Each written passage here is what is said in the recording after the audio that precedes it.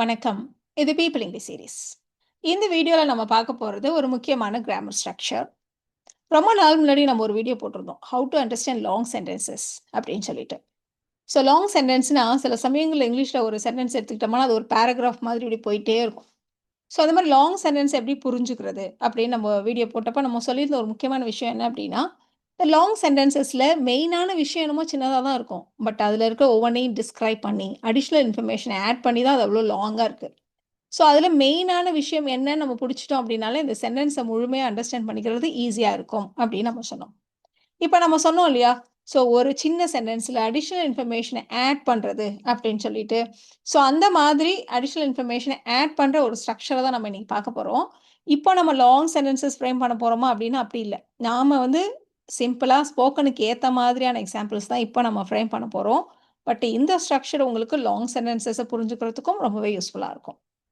So, நம்ம சொன்ன மாதிரி மெயினான விஷயம் வந்து சின்னது தான். அதில எதையாவது ஒண்ண நம்ம டிஸ்கிரைப் பண்றப்போ, அத பத்தின ஒரு அடிஷனல் இன்ஃபர்மேஷன ஆட் பண்றப்போ, அது கொஞ்சம் பெருசாயிடும் அப்படின்னு நம்ம சொன்னோம்.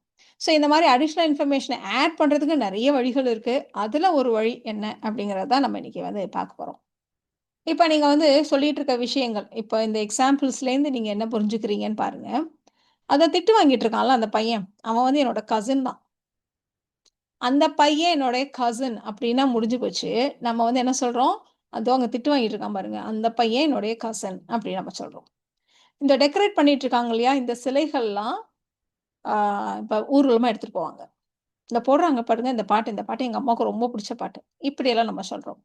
ரிலேட்டிவ் கிளாஸஸ் அப்டின்னு நெனைக்க வேண்டாம். நாம இன்னைக்கு பார்க்க போறது ரிலேட்டிவ் கிளாஸஸ் இல்ல. நாம இன்னைக்கு பார்க்க போறது பீயிங் உடைய ஒரு யூசேஜ். நம்ம ஏற்கனவே பீயிங் ஓட யூசேஜ் 2 பார்த்துருக்கோம். இன்னைக்கு நம்ம பார்க்க போற இந்த பீயிங் ஓட யூசேஜ்ல நம்ம பீயிங் பிளஸ் வி3 அப்படி யூஸ் பண்ண போறோம். இந்த பீயிங் பிளஸ் வி3 தான் இந்த சப்ஜெக்ட்டுக்கு ஒரு அடிஷனல் இன்ஃபர்மேஷன, ஒரு எக்ஸ்ட்ரா டீட்டெயில இத வந்து டிஸ்கிரைப் பண்ற மாதிரி இந்த பீயிங் பிளஸ் வி3 யூஸ் பண்ண போறோம். ஸோ மொத்தமா இந்த சப்ஜெக்ட், பீயிங் பிளஸ் வி3 இது எல்லாம் சேர்ந்து அந்த சென்டென்ஸ்ல ஒரு சப்ஜெக்ட்டா ஆக்ட் பண்ண போகுது. ஸோ ரொம்ப காம்ப்ளிகேட் பண்ணிக்க வேண்டாம். எக்ஸாம்பிள்ஸ் பார்க்குறப்போ அது உங்களுக்கு ஈஸியா தான் இருக்க போது. ஸோ இதோடைய சென்டென்ஸ் ஸ்ட்ரக்சர்ல நாம சப்ஜெக்ட்ட டிஸ்கிரைப் பண்ற மாரி பீயிங் பிளஸ் வி3ய யூஸ் பண்ணிட்டு, அப்புறமா நம்ம சென்டென்ஸ ஃப்ரேம் பண்ண போறோம். அவ்வளோதான். ஸோ ரொம்ப சிம்பிள். இதுல ஒரு முக்கியமான விஷயம் என்ன அப்டின்னா, நம்ம இப்ப பார்த்த எக்ஸாம்பிள்ஸ்ல பார்த்தீங்கன்னா, அந்த திட்டு வாங்கிட்டு இருக்கான் பார்த்தீங்களா? அந்த பையன். இந்த அலங்கரித்துக் கொண்டிருக்கிறார்களே அந்த சிலைகள். இந்த போட்டுட்டு இருக்காங்களே இந்த பாட்டு. ஸோ என்ன நம்ம சொல்றோம்? இப்ப பிரசன்ட்ல ஒரு விஷயம் நடந்துகிட்டு இருக்கே அது அப்படின்னு நம்ம சொல்றோம். இல்லையா? ஸோ அதுக்கு தான் நம்ம இந்த பீயிங் பிளஸ் வி3 யூஸ் பண்றோம்.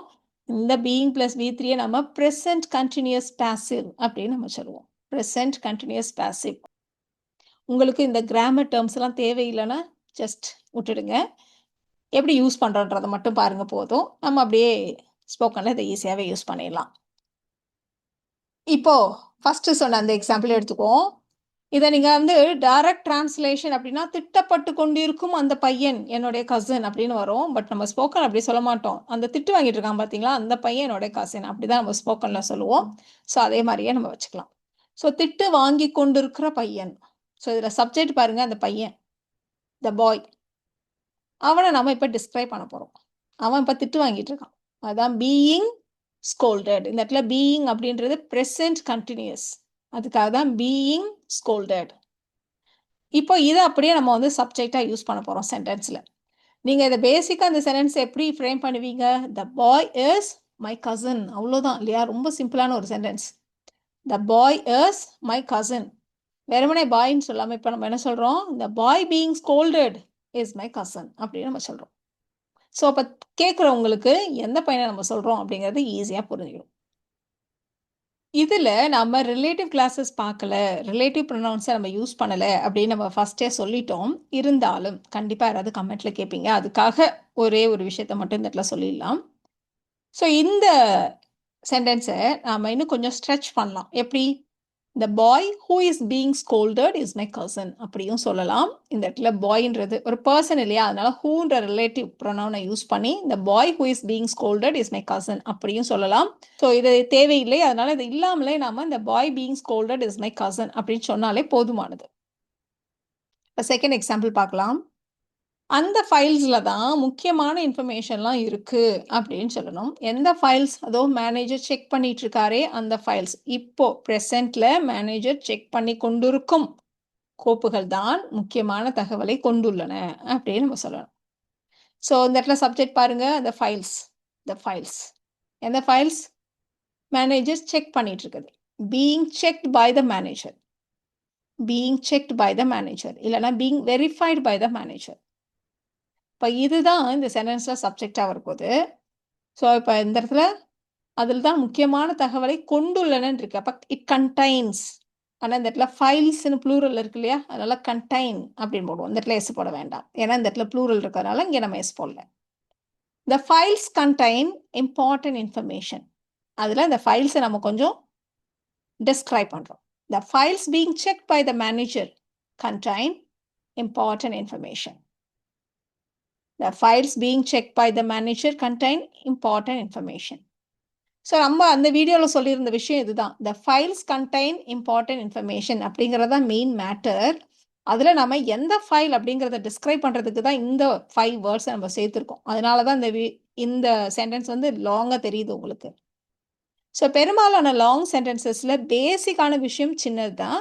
அதில் நம்ம இந்த மாதிரி அடிஷ்னல் இன்ஃபர்மேஷனை ஆட் பண்ணுறப்போ தான் அது ரொம்ப லாங் ஆகிடும். அடுத்த எக்ஸாம்பிள் பார்க்கலாமா? அதுக்கு முன்னாடி இங்கேயும் ஒரு விஷயத்த சொல்லிடலாம். நம்ம எப்படி அந்த இடத்துல the boy who is being scolded அப்படின்னு சொன்னோம் இல்லையா? பையன்றது பர்சன்றதுனால ஹூன்ற ரிலேட்டிவ் கிளாஸு ரிலேட்டிவ் ப்ரொனவுனை நம்ம யூஸ் பண்ணோம். இந்த இடத்துல ஃபைலுன்றது ஒரு ஆப்ஜெக்ட், அதனால நம்ம தட்டுன்னு வச்சு கூட இதை நம்ம சொல்லலாம். The files that are being checked by the manager contain important information அப்படின்னு நம்ம சொல்லலாம். ஸோ அது தேவையில்லை, அது இல்லாமலேயே நாம் இப்படி சொல்லிடலாம். அடுத்த எக்ஸாம்பிள் பார்க்கலாமா? இப்போ ஒருத்தவங்க ரிப்போர்ட் டைப் பண்ணிட்டு இருக்காங்க. ஒருத்தர் வந்து சொல்றாரு, நீங்க டைப் பண்ணிட்டு இருக்கீங்க இல்லையா அந்த ரிப்போர்ட், அது இன்னும் 1/2 மணி நேரத்தில் ரெடி ஆயிடணும் அப்படின்னு சொல்றாரு. ஸோ அந்த ரிப்போர்ட் இன்னும் 1/2 மணி நேரத்தில் ரெடியாகி விட வேண்டும் அப்படின்றப்போ நம்ம வந்து எந்த ரிப்போர்ட் அப்படின்னு டிஸ்கிரைப் பண்ணுறோம். இந்த டைப் பண்ணிட்டு இருக்கீங்கல்ல இது அப்படின்னு நம்ம சொல்றோம். ஸோ இதை ஃபர்ஸ்ட் நம்ம ஃப்ரேம் பண்ணிக்கலாம். தட்டச்சு செய்யப்பட்டு கொண்டிருக்கும் அறிக்கை, இதை தான் நம்ம ஃப்ரேம் பண்ண போகிறோம். ஸோ த ரிப்போர்ட் அதுதான் சப்ஜெக்ட். அதுக்கப்புறம் being plus V3 being typed, தட்டச்சு செய்யப்பட்டு கொண்டிருக்கும் அப்படின்றதுனால பீயிங் டைப்ட். இப்போ இந்த சென்டென்ஸை ஃப்ரேம் பண்ணலாம். இதில் இதுதான் சப்ஜெக்டாக இருக்க போகுது இந்த சென்டென்ஸில். இதில் நம்ம வந்து இந்த பீயிங் டைப்டுன்றது டிஸ்கிரைப் பண்ணுறதுக்காக உள்ளதுன்றதுனால நம்ம கீழே கொடுத்துருக்கோம். இது இல்லாமலேயே இந்த சென்டென்ஸ் வந்து மீனிங்ஃபுல். இந்த report should be ready in ½ an hour. இதுதான் சென்டென்ஸ். அதில் இந்த ரிப்போர்ட்டை நம்ம இந்த பீயிங் ப்ளஸ் V3 வச்சு நம்ம டிஸ்கிரைப் பண்ணியிருக்கோம். The report being typed should be ready in ½ an hour. The report being typed should be ready in ½ an hour.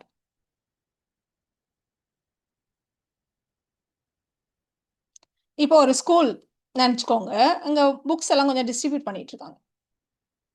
அங்கே புக்ஸ் கொடுத்துட்ருக்காங்க இல்லையா, அதெல்லாம் 10th மாணவர்களுக்கு கொடுத்துட்ருக்காங்க அப்படின்னு நம்ம சொல்ல போகிறோம். அங்கே புத்தகங்கள் கொடுத்து கொண்டிருக்கிறார்களே, அங்கே வழங்கப்பட்டு கொண்டிருக்கும் புத்தகங்கள், அந்த அளவுக்கு நம்ம ஸ்போக்கனில் சொல்ல மாட்டோம். ஸ்போக்கன் நம்ம சொல்கிறப்ப அங்கே கொடுத்துட்ருக்காங்களே புக்கு, அதெல்லாம் 10th ஸ்டூடெண்ட்ஸ் கொடுத்துட்ருக்காங்க இப்படி நம்ம சொல்லுவோம் இல்லையா? ஸோ நம்ம பேசுகிறது வந்து புத்தகங்களை பற்றி, அதுதான் சப்ஜெக்ட். அதனால த புக்ஸ் பீயிங் டிஸ்ட்ரிபியூட்டட், த புக்ஸ் பீயிங் டிஸ்ட்ரிபியூட்டட் இதுதான் சப்ஜெக்ட். மீதி இருக்க பாட்டு என்னவோ ரொம்ப சிம்பிள். நம்ம வந்து சாதாரணமாக இந்த சென்டென்ஸ் எப்படி ஃப்ரேம் பண்ணுவோம்? The books are for 10th students, the books are for class 10 students அப்படின்னு நம்ம சொல்லுவோம் இல்லையா? அதுதான் நாம் the books being distributed are for class 10 students. The books being distributed are for class 10 students அப்படின்னு நம்ம சொல்லிடுறோம். இப்போ கிளாஸில் கொஷின்ஸ் எல்லாம் டிஸ்கஸ் பண்ணுறாங்க, சில டாபிக்லாம் டிஸ்கஸ் பண்ணுறாங்க டீச்சர். அப்போ சொல்லுவாங்க, இம்பார் இப்போ நம்ம டிஸ்கஸ் பண்ணிட்டு இருக்கோமே இந்த கொஷின்ஸ்லாம் நாளைக்கு எக்ஸாமில் வரும், நாளைய தேர்வில் கேட்கப்படும். சாதாரணமாக சொல்கிறப்ப நாளைக்கு எக்ஸாமில் வரும் அப்படின்னு நம்ம சொல்லிடுவோம் இல்லையா? அப்போ நாம் எதை பற்றி பேசுகிறோம்? சில கொஷின்ஸ்லாம் நம்ம டிஸ்கஸ் பண்ணுறோம் இல்லையா, அதை பற்றி. So the questions being discussed, இப்போ விவாதிக்கப்பட்டு கொண்டிருக்கும் இந்த கேள்விகள், த கொஷின்ஸ் பீயிங் டிஸ்கஸ்ட் இதுதான் சப்ஜெக்ட். will be asked, நாளை தேர்வில் கேட்கப்படும், another passive voice. அதனால will be asked in tomorrow's exam, நாளைய தேர்வில், in tomorrow's examination. The question being discussed will be asked in tomorrow's exam. சும்மா அங்க கதை அடிச்சிட்டு இருக்காதீங்க. கவனிங்க. இந்த கொஸ்டின்ஸ் இப்ப டிஸ்கஸ் பண்ணிட்டு இருக்க இந்த கேள்விகள்லாம் நாளைக்கு எக்ஸாம்ல வரும். The questions being discussed will be asked in tomorrow's exam. அங்க டெக்கரேட் பண்ணிட்டு இருக்காங்களே சிலைகள், அதையெல்லாம் இப்ப ஊர்வலமாக எடுத்துட்டு போவாங்க. அவைகள்லாம் ஊர்வலமாக எடுத்துச் செல்லப்படும் அப்படின்னு நம்ம சொல்லப் போறோம். ஸோ எதை பத்தி பேசிட்டு இருக்கோம்னா, சாமி சிலைகள் பத்தி பேசிட்டு இருக்கோம். த ஐடல்ஸ். த ஐடல்ஸ். எந்த ஐடல்ஸ்? இந்த டெக்கரேட் பண்ணிக்கிட்டு இருக்க ஐடல்ஸ். அப்ப த ஐடல்ஸ் பீங் டெக்கரேட்டட். த ஐடல்ஸ் பீங் டெக்கரேட்டட். இதுதான் சப்ஜெக்ட். இது ஊர்வலத்தில் எடுத்து செல்லப்படும். Will be taken in a procession. The idols being decorated will be taken in a procession.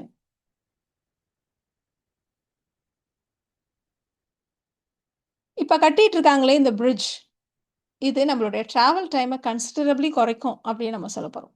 கணிசமான அளவு இது குறைக்கும் அப்படின்னு நம்ம சொல்ல போறோம். இந்த பிரிட்ஜ் பயண நேரத்தை கணிசமாக குறைக்கும். எந்த பிரிட்ஜ் இந்த கட்டிட்டு இருக்காங்களே அதுதான். இப்ப பிரசன்ட்ல அது கட்டப்பட்டு கொண்டு இருக்கிறது. அதனாலதான் இந்த இடத்துல பீயிங் பிளஸ் V3 நம்ம போடுறோம். ஸோ ப்ரெசென்ட்ல நடந்துட்டு இருக்க ஒரு விஷயத்தை வச்சு டிஸ்கிரைப் பண்ணுறப்ப தான் அந்த ஸ்ட்ரக்சரை நம்ம யூஸ் பண்ணுவோம். ஞாபகம் வச்சுக்கோங்க. So the bridge being constructed. The bridge being constructed என்ன பண்ணும்? குறைக்கும். Will reduce. எதை? Travel time. Will reduce the travel time. கணிசமாக குறைக்கும். அதனால will reduce the travel time considerably. The bridge being constructed will reduce the travel time considerably. இந்த சென்டென்ஸை நீங்களே கூட ட்ரை பண்ணலாம். இப்போ படமா எடுத்துட்டு இருக்காங்க இல்லையா? இந்த மூவி ஒரு உண்மை சம்பவத்தை அடிப்படையாக கொண்டது. True story. அது வந்து ஒரு ட்ரூ ஈவெண்ட்ஸை பேஸ் பண்ணி எடுக்கப்பட்டு கொண்டிருக்கின்ற ஒரு படம் அப்படின்னு நம்ம சொல்ல போறோம். நம்ம எதை பத்தி பேசிட்டு இருக்கோம்? திரைப்படம். த மூவி எடுக்கப்பட்டு இருக்கு அப்படிங்கிறது த மூவி பீயிங் ஃபில்ம்டு அப்படிதான் நம்ம சொல்லுவோம். The movie being filmed. இதுதான் சப்ஜெக்ட். அப்போ அதை ஃபர்ஸ்ட் எடுத்துடலாம். இது வந்து இதை பேஸ் பண்ணினது நம்ம சொல்றோம் இல்லையா? It is based on a true story. It is based on a true event. எது வேணா சொல்லுங்க. So the movie being filmed is based on a true story. The movie being filmed is based on a true story. இந்த மாணவர்கள்லாம் காம்படிஷன்ல participate பண்ண இருக்காங்க. எந்த மாணவர்கள்? இதோ பயிற்சி எடுத்துட்டு இருக்காங்கல்ல, இந்த ட்ரெயின் ஆயிட்டு இருக்காங்க இல்லையா? இந்த மாணவர்கள். அப்ப மாணவர்கள், the students being trained. இப்போது பயிற்சி பெறும் மாணவர்கள். The students being trained. அவங்க தான் சப்ஜெக்ட். அவங்கெல்லாம் போட்டியில் பங்கேற்க இருக்கிறார்கள். They are going to participate in the competition. The students are going to participate in the competition. இது பேசிக் சென்டென்ஸ். இதெல்லாம் நம்ம இந்த ஸ்டூடெண்ட்ஸை நம்ம இன்னும் கொஞ்சம் டீட்டெயில்டாக டிஸ்கிரைப் பண்ணியிருக்கோம். The students being trained are going to participate in the competition. ஒரு எக்ஸாம்பிள் கூட பார்த்துடலாமா? ரொம்ப சிம்பிளான ஒரு எக்ஸாம்பிள் சொல்ல போகிறோம். ஒரு பாட்டு ஓடுது, நீங்கள் கேட்குறீங்க. கேட்குறப்போ இந்த போடுறாங்களே இந்த பாட்டு எனக்கு ரொம்ப பிடிச்சமான பாட்டு. இதோ போடுறாங்களே இந்த பாட்டு. இதோ போடுறாங்களேன்னா அந்த ப்ளே பண்ணிட்டு இருக்க இந்த பாட்டு. அப்படிதான் நம்ம சொல்ல முடியும் இல்லையா? ஸோ இந்த பாடல், the song being played. The song being played is my favorite. அவ்வளோதான். The song is my favorite நம்ம சொல்லுவோம். அதில் நம்ம கொஞ்சம் இந்த போட்டுட்டு இருக்க இந்த பாட்டு, the song being played is my favorite அப்படின்னு சொல்லிடுறோம். அவ்வளோதான்.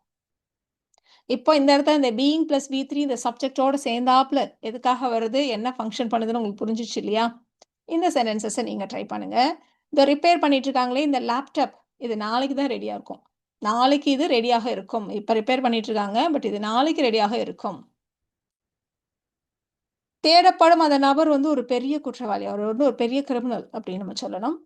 இப்போ ரெடி ஆயிட்டு இருக்கு பார்த்தீங்களா, இந்த ஃபுட் இதெல்லாம் இப்போ வந்து இந்த பார்ட்டியில இல்லைனா ஃபீஸ்ட் என்ன வேணா சொல்லுங்க. அதில் பரிமாறுறதுக்காக பண்ணிட்டு இருக்காங்க. அவை விருந்தில் பரிமாறப்படும். another passive voice. ஸோ இந்த சென்டென்சஸை நீங்கள் ட்ரை பண்ணுங்க. உங்களுக்கான ஆன்சர்ஸை நீங்கள் அடுத்த ஸ்லைடில் செக் பண்ணிக்கலாம்.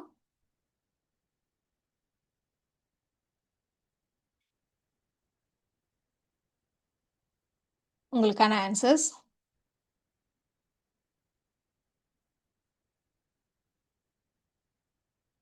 ஸோ இந்த வீடியோவில் நாம் பீயிங் ப்ளஸ் V3 சப்ஜெக்டோட சேர்த்தாப்புல எப்படி யூஸ் பண்ணுறது, எப்படி டிஸ்கிரைப் பண்ணுறதுக்காக யூஸ் பண்ணுறது அப்படின்றத தெரிஞ்சுக்கிட்டோம்.